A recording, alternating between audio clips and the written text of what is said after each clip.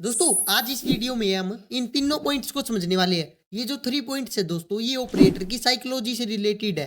तो अगर आप इन तीनों को समझ लेंगे दोस्तों, तो आप काफी हद तक ऑपरेटर्स की साइकोलॉजी को भी समझ पाएंगे। और दोस्तों इन तीनों पॉइंट्स का यूज करके आप चार्ट को कैसे रीड कर सकते हैं साइकोलॉजिकल तरीके से, तो आज इस वीडियो में समझेंगे। तो चलिए वीडियो को शुरू करते हैं। दोस्तों हमारा फर्स्ट पॉइंट है साइकोलॉजिकल लेवल्स। साइकोलॉजिकल लेवल्स कौन से होते हैं दोस्तों? जिन पे जो ऑपरेटर्स होते हैं और जो रिटेलर होते हैं, वो दोनों को लगता है कि यहाँ से प्राइस रिवर्स हो सकता है। यानी कि मान लीजिए एक डाउन ट्रेंड चल रहा है, प्राइस लगातार नीचे गिरता रहा है। निफ्टी का मान लीजिए 25,000 का लेवल आ गया। अब क्या होगा दोस्तों, अगर प्राइस मान लीजिए 26,000 से गिरता हुआ 25,000 के पास आ रहा है, तो 25,000 का लेवल ऐसा होता है दोस्तों जहाँ पे जो ऑपरेटर्स होते हैं उनको भी ये लगता है कि प्राइस यहाँ से ऊपर जाना चाहिए, और जो रिटेलर्स होते हैं उनको भी ये लगता है कि प्राइस यहाँ से बाउंस बैक करना चाहिए। यानी कि साइकोलॉजिकल लेवल्स वे होते हैं जहाँ पे जो प्राइस होता है वो रिवर्स होने के चांसेस ज्यादा होते हैं। या फिर मान लीजिए अगर एक डाउन ट्रेंड है, तो डाउन ट्रेंड में जो साइकोलॉजिकल लेवल्स होते हैं वो सपोर्ट का काम करते हैं। और अगर एक अप ट्रेंड है, तो दोस्तों जो साइकोलॉजिकल लेवल्स होते हैं वो एक रेजिस्टेंस का काम करते हैं। अब ये साइकोलॉजिकल लेवल्स कौन से होते हैं दोस्तों? अगर आप इंडेक्स में ट्रेड करते हैं, जैसे निफ्टी 50, बैंक निफ्टी या सेंसेक्स में, जो दोस्तों 500 या 1000 के मल्टीपल्स होते हैं, जैसे कि दोस्तों 23,000, 23,500, 24,000, 24,500, 25,000, ऐसे जो ये 500 के मल्टीपल्स है दोस्तों, ये जो लेवल्स है ये साइकोलॉजिकल लेवल्स है। जैसे कि दोस्तों मान लीजिए प्राइस हमारा एक डाउन ट्रेंड में है, प्राइस नीचे गिरता रहा है, और यहाँ पे मान लीजिए जो हमारा 23,000 का लेवल था, प्राइस इसे टच करने वाला है, तो दोस्तों ये एक ऐसा लेवल है जहां से प्राइस रिवर्स हो सकता है, क्योंकि ये 500 के मल्टीपल में है। तो ये साइकोलॉजिकल लेवल्स होते हैं जहां से प्राइस रिवर्स हो सकता है। और मान लीजिए अगर एक अप ट्रेंड है और प्राइस हमारा 25,000 के पास आने वाला है, तो दोस्तों एक साइकोलॉजिकल लेवल है, यहाँ से प्राइस रिवर्स हो सकता है। चलिए जो हमारा नेक्स्ट पॉइंट है दोस्तों उसे समझते हैं। दोस्तों हमारा सेकंड पॉइंट है प्रीवियस डे पावर सस्टेनिंग। ये प्रीवियस डे पावर सस्टेनिंग का क्या मतलब है दोस्तों? आपको क्या करना है, अगर आप आज ट्रेड कर रहे हैं तो आपको एक दिन पहले का जो चार्ट है उसे एनालिसिस करना है, और वहां पे आपको ये आइडेंटिफाई करना है कि कल बायर्स के पास स्ट्रेंथ थी या फिर सेलर्स के पास। अगर दोस्तों पूरे दिन प्राइस हमारा बियरिश था, तो आप ये एक्सपेक्ट करना कि जो सेलर्स थे जिन्होंने कल प्राइस को गिरा है, वो आज भी प्राइस को गिरने की कोशिश करेंगे। तो आपको केवल इतना समझना है दोस्तों, अगर प्रीवियस डे में बायर्स के पास पावर थी, बायर्स स्ट्रेंथ में थे, तो दोस्तों आज भी बायर्स ही स्ट्रेंथ में होने वाली है। 80% केस में ऐसा ही होता है, ठीक है। और अगर कल मान लीजिए सेलर्स के पास स्ट्रेंथ थी, तो आज भी दोस्तों सेलर्स के पास स्ट्रेंथ होने वाली है। अगर दोस्तों कल प्राइस गिरा है, तो पॉसिबिलिटीज है कि आज भी प्राइस गिरेगा, और अगर कल प्राइस बढ़ा था तो 80% चांस है कि आज भी प्राइस ऊपर की ओर ही रहेगा। ऐसा नहीं है कि डायरेक्ट ऊपर ही जाता रहेगा, बट आपको डे क्लोज होने के पास ये साफ दिखाई देगा कि यहाँ पे आज भी बायर्स के पास ही स्ट्रेंथ थी, ठीक है। दोस्तों अगर आप इन सब को चार्ट पे देखेंगे तो आपको शायद ज्यादा क्लियरिटी मिलेगी। तो चलिए अपने चार्ट पे चलते हैं और वहां पे इसे चेक करते हैं।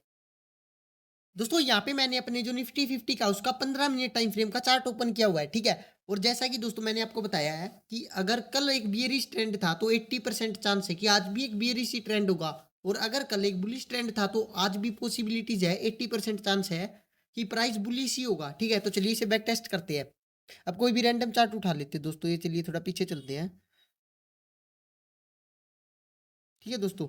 अब मान लीजिए यहाँ से हम देखते हैं, मान लीजिए एक बार, अब यहाँ पे देखिए दोस्तों,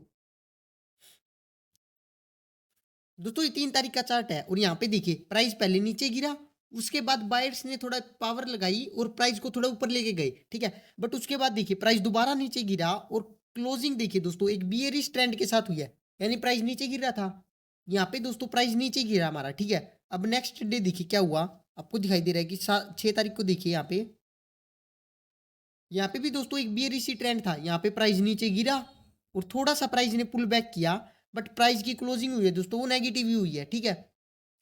अगर दोस्तों प्रीवियस डे के चार्ट पे आपको दिखाई देता है कि एक बियरिश ट्रेंड था, तो ऐसा नहीं है कि प्राइस नीचे ही गिरेगा अगले दिन भी। बट दोस्तों अगर आप कोई भी ट्रेड बना रहे हैं, तो सेल साइड में ही बनाना, क्योंकि 80% चांस होते हैं कि प्राइस नीचे जा सकता है, ठीक है। कंफर्म नहीं होता है, साइडवेज भी रह सकता है, ठीक है दोस्तों। अब यहाँ पे देखिए जैसे कि 6 तारीख को देखिए दोस्तों प्राइस बियरिश था, बट 7 तारीख को देखिए क्या हुआ, प्राइस गैप अप ओपन हुआ। गैप अप ओपन होने के बाद दोस्तों प्राइस ऊपर भी गया, बट एक बिग रेड कैंडल के साथ प्राइस नीचे भी आया। उसके बाद देखिए प्राइस साइडवेज हो गया, यानी कि दोस्तों प्रीवियस डे में चार्ट क्या बता रहा था कि एक बियरिश ट्रेंड है, बट दोस्तों आज क्या हुआ, प्राइस साइडवेज रह गया, यानी कि बायर्स ने भी स्ट्रेंथ दिखाई है, बायर्स ने प्राइस को नीचे गिरने से रोका, ठीक है। पर उसके बाद क्या हुआ दोस्तों, यहाँ पे प्राइस ऊपर नहीं गया दोस्तों, ये इंपॉर्टेंट बात है। उसके बाद देखिए दोस्तों 8 तारीख को क्या हुआ, 7 तारीख को हमारा चार्ट था साइडवेज था, ठीक है। उसके बाद देखिए प्राइस थोड़ा सा नीचे गिरा, फिर थोड़ा ऊपर गया, बट जो प्राइस की क्लोजिंग हुई है वो देखिए ऑलमोस्ट साइडवेज ही था आज भी प्राइस, ठीक है दोस्तों। उसके बाद देखिए 9 तारीख को क्या हुआ, प्राइस ने थोड़ा बहुत बियरिश मूव दिखाया है, प्राइस की ओपनिंग यहाँ पे हुई थी, प्राइस नीचे गिरा, उसके बाद थोड़ा थोड़ा करके प्राइस नीचे आया, मतलब साइडवेज भी है और बियरिश भी है, दोनों ही है। उसके बाद देखिए दोस्तों 10 तारीख को क्या हुआ, प्राइस नीचे गिरा क्योंकि थोड़ा बहुत बियरिश था प्रीवियस डे के चार्ट पे, फिर प्राइस ऊपर भी गया, फिर प्राइस दोबारा नीचे आया दोस्तों, यानी कि मार्केट में जो बायर्स है और सेलर्स है दोनों ही पावर में है दोस्तों, दोनों के पास स्ट्रेंथ है। बायर्स चाह रहे हैं कि प्राइस को ऊपर लेके जाए और सेलर्स चाह रहे हैं कि प्राइस को नीचे लेके जाए, लेकिन दोनों में से दोस्तों आपस की जो इनकी ये फाइट हो रही है इसमें दोनों साइडवेज ही रह जा रही है। बट ओवरऑल दोस्तों जो आपको ट्रेंड दिखाई दे रहा है वो एक बियरिश ट्रेंड है, ठीक है। उसके बाद नेक्स्ट डे को देखिए क्या हुआ, यहाँ पे दोस्तों गैप डाउन ओपनिंग हुई, उसके बाद प्राइस ऊपर भी जाने की कोशिश की, बट दोस्तों प्राइस ने एक, क्योंकि प्रीवियस डे में दोस्तों प्राइस हमारा साइडवेज था, तो यहाँ पे दोस्तों प्राइस ऊपर भी जा सकता था नीचे भी जा सकता था, तो प्राइस कहाँ पे गया दोस्तों, नीचे गया। प्राइस पहले तो थोड़ा ऊपर गया बट उसके बाद थोड़ा नीचे आ गया, ठीक है। यहाँ पे हमारी नेगेटिव क्लोजिंग हुई है, ठीक है। उसके बाद देखिए इसमें देखिए दोस्तों 14 तारीख को देखिए प्राइस की गैप अप ओपनिंग हुई, उसके बाद प्राइस ऊपर भी गया, बट धीरे धीरे करके प्राइस की जो क्लोजिंग हुई है वो साइडवेज हुई है। अगर दोस्तों प्रीवियस डे में बियरिश ट्रेंड है तो नेक्स्ट डे में हो सकता है कि प्राइस ऊपर जाए, थोड़ी बहुत चांस है, but most of the cases में क्या होगा दोस्तों, या तो प्राइस नीचे ही गिरेगा या फिर साइडवेज हो जाएगा। इसीलिए दोस्तों जब भी आप कोई ट्रेड बनाए तो ये ध्यान में रखें कि अगर बी प्रीवियस डे का जो चार्ट है वो बियरिश है तो आप सेल साइड में ही ट्रेड बनाना, और अगर बुलिश है तो आप बाय साइड में ही ट्रेड बनाना। तो चलिए दोस्तों जो हमारा थर्ड पॉइंट था उसे और समझ लेते हैं। दोस्तों हमारा थर्ड पॉइंट है ऑपरेटर्स कंफर्ट और फियर। ऑपरेटर्स कहाँ पे कंफर्ट फील करते हैं और कहाँ पे ऑपरेटर्स भी फियर में आ जाते हैं। अब हम इस पॉइंट को समझने वाले हैं दोस्तों, और ये सबसे इंपॉर्टेंट पॉइंट है। और लास्ट थर्ड वीडियो में दोस्तों मैंने आपको बताया था कि ऑपरेटर्स कहाँ पे फियर में होते हैं, तो चलिए उसे थोड़ा रिपीट करेंगे और इस वीडियो को कंटिन्यू करते हैं। दोस्तों मैंने आपको बताया था जो डे की लास्ट कैंडल होती है उस पे ये पॉसिबिलिटीज होती है कि कोई ना कोई एक बड़ा ऑपरेटर वहां पे बीटीएसटी में ट्रेड करके बैठा होगा, और अगर बीटीएसटी में ट्रेड करा है दोस्तों तो मान लीजिए यहाँ पे लास्ट कैंडल बनी थी, यहाँ पे क्लोजिंग थी प्राइस की, इस कैंडल पे कोई भी बड़ा प्लेयर यहाँ पे बीटीएसटी में ट्रेड करके बैठा है, बीटीएसटी में मतलब बाय टुडे सेल टुमारो, उसने बाय कर रखे शेयर्स। यानी कि मान लीजिए कल मार्केट गैप अप के साथ ओपनिंग हुई, प्राइस की ओपनिंग यहाँ पे हुई 100 पॉइंट्स प्लस में, तो यानी कि जो ऑपरेटर यहाँ पे बैठा है दोस्तों वो 100 पॉइंट्स का प्रॉफिट उसे ऐसे ही मिल रहा है बिना कुछ किए, क्योंकि अगर वो यहाँ से प्राइस को ऊपर लेके जाता तो उसकी कैपिटल का यूज होता, बट उसने कैपिटल का यूज नहीं किया तो भी उसे 100 पॉइंट्स का प्रॉफिट मिल रहा है। तो इस केस में दोस्तों वो यहाँ पे कंफर्ट फील करेगा, ठीक है।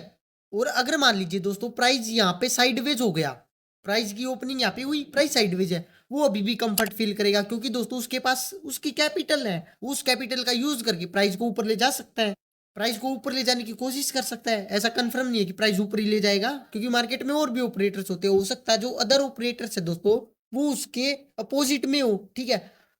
यहाँ पे भी वो कंफर्ट फील करेगा, बट दोस्तों और थर्ड पॉइंट क्या होता है जहां पे वो कंफर्ट फील करता है, मान लीजिए यहाँ पे उसने अपनी बीटीएसटी में ट्रेड बनाई और यहाँ पे दोस्तों 23,000 का लेवल है, ये एक साइकोलॉजिकल लेवल है, तो अगर प्राइस साइकोलॉजिकल लेवल से ऊपर है, अगर प्राइस की गैप डाउन ओपनिंग हुई है तो जो ऑपरेटर है उसका लॉस दिखाई देगा, बट दोस्तों यहाँ पे एक साइकोलॉजिकल लेवल आ गया, प्राइस साइकोलॉजिकल लेवल से ऊपर है तो भी दोस्तों जो ये ऑपरेटर बैठा है कंफर्ट फील करेगा, ठीक है। जब तक ये कंफर्ट में है दोस्तों तो हम एक बड़ा मूव नीचे की ओर नहीं एक्सपेक्ट कर सकते, क्योंकि दोस्तों अब बड़ा मूव कैसे आएगा दोस्तों वो समझिए।